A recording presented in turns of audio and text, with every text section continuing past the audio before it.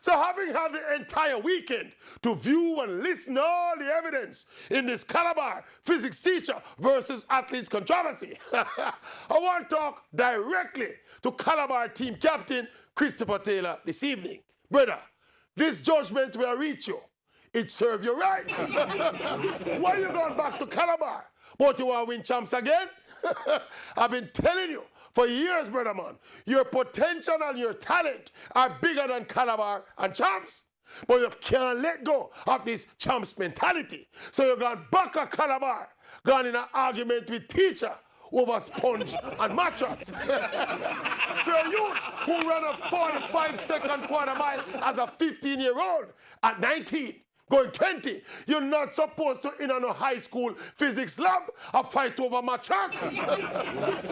Based on your talent, boss man, you should have your nice $6-figure US contract and live in your nice uptown townhouse with your king-size double bed and your jacuzzi. Instead of you there Calabar and make people take liberty with you over mattress. Chris Taylor and the Maverick can talk to you. Did you know that at 19, Usain Bolt and Raheem Sterling and Wayne Rooney, Serena Williams and LeBron James, all of these people who had prodigious talent at 15 like you, all of them jump out early to maximize them talent and were millionaires at 19. You, my brethren, have the same kind of talent, but you're there Calabar, but you're prepared for champs and a fight over mattress.